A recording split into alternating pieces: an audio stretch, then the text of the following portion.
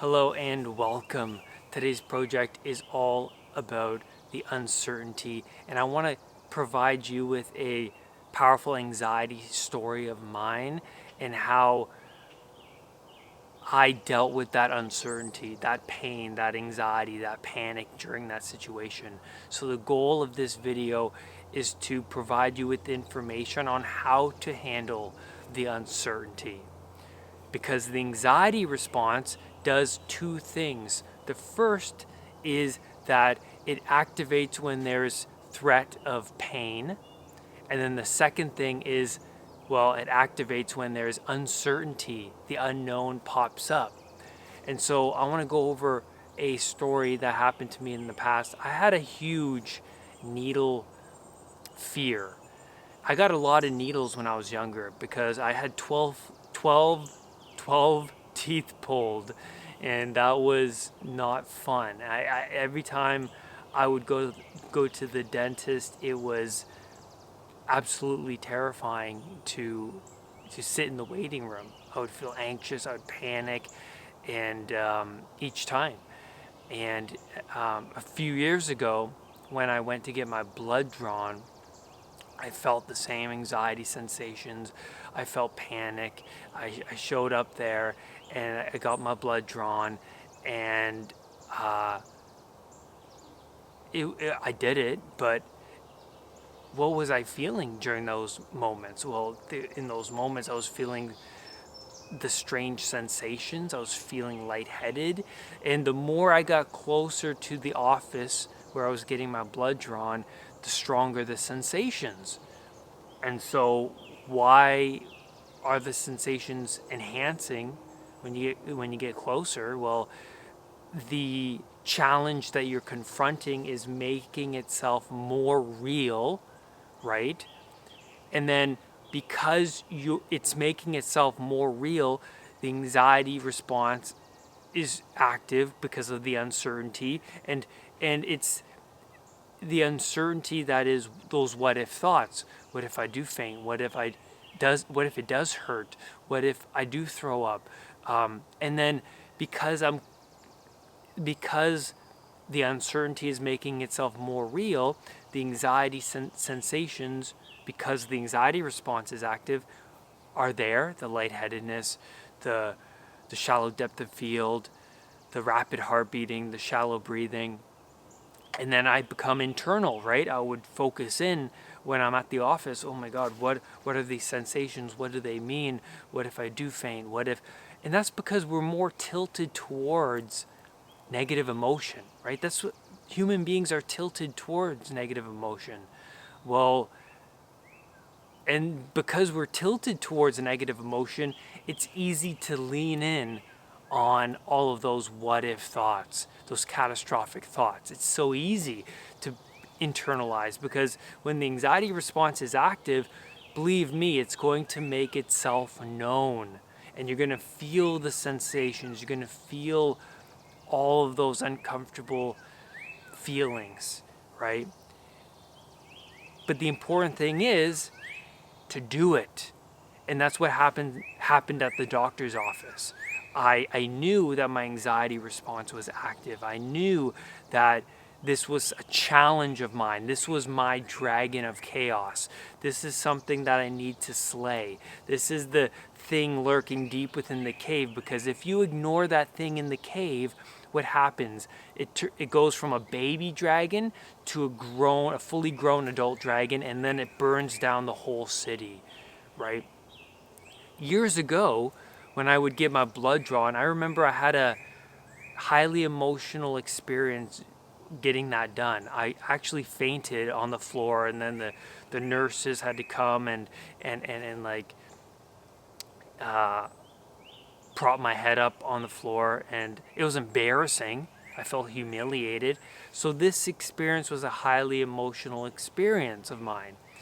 And so the amygdala stores emotional memories, right? So when I show up at the doctor's office, my amygdala knows I'm here for a needle because I'm imagining the needle. And so the amygdala is like, oh, remember last time? Because it's bringing back that old memory, right?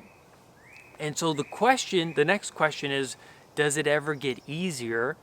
And the answer is yes, it becomes more tolerable. And well, why? It's because the feelings each time when you show up lessen and lessen and lessen, because you're showing the circuits that activate the anxiety response that this place is not actually going to kill you. It's not going to kill me. So each time I show up for that needle, I have to let the feelings come and go with the flow. Go with ride the sensations. That's the better way of putting it. Ride the sensations, because I know that I just have to go through it. I just have to do it, and I have to voluntarily do it, right? Voluntarily do it. When you confront those fears, it's important to do it voluntarily, because when you do it voluntarily, you're activating different circuits. When you're doing it under when you're forced to do it, it's worse, right? But when you know that you should do it and you're afraid or anxious about it and you go and do it, those feelings afterwards when you accomplish it are so much greater, because you get that dopamine kick right after you finish. It's like riding a roller coaster, right? You're in line, you're voluntarily going on the roller coaster even though it's making you anxious, you're scared out of your mind. You ride the roller coaster for the first time, you get off, what happens? I can't believe I did it. It wasn't as bad as I thought it was. It's not as scary as I thought. And so then now you're going to go on it again. So you're going to be like, I want to go on it right now, right at this instant. And so what I want to talk about now is the mental movie exercise. And so the mental movie exercise is something really powerful to do when you know you have something stressful coming up. So what you want to do is you want to sit and meditate on the images of how you want the event to go. What do you visualize in your mind? You imagine yourself going through the event the best way possible, with your posture, with your, maybe you're striking the Superman pose before you go into the doctor's office or wherever you are going. And that's what I did with the needle experience. I imagined myself going in there with my posture up like a hero, getting through it, getting the needle, getting my blood drawn. I imagined myself talking to the doctor, smiling. I imagined myself leaving with confidence. I imagined myself striking that hero pose. I imagined myself getting my favorite foods after the experience, so that reward. And so because I did this visualization exercise, I now was more willing to go and do the experience. Go and get that needle. Now I was more willing. And so what you visualize is also what you value most, right? So because I was doing that visualization, I was telling my unconscious mind, this is what I value. This is what I want to manifest. I don't want to stay at home and avoid. I want to manifest the Brad that goes and gets it done. Because it's a challenge, right? And believe me, you might think to yourself, well, it's just a needle. I feel, that's humiliating. I don't, so many people are not afraid of it. But that's the wrong way to look at it. If it's a challenge to you, it's a big deal to you. It's a big deal. That's your dragon of chaos. That's the thing that you need to slay. It's a big deal to you.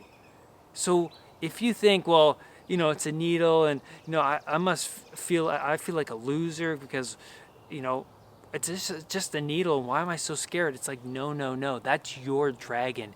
Each person on this planet has their dragons that they need to confront, the dragons that make them feel uneasy, and it's their responsibility, it's your responsibility to confront that dragon and lessen your anxiety because of that confrontation. And that's where I'm going to leave you on this week's video. Thank you so much for being here with me today. I hope this video has helped you. What is your dragon of chaos? Leave your comments below. I want to see what your dragon is. And leave a like and please subscribe. And lastly, do not let anxiety define who you are. I will see you on the next video or podcast. Bye for now. Make sure you hit that subscribe button and that bell so that whenever a new video of mine appears, you will be one of the first to know. Namaste.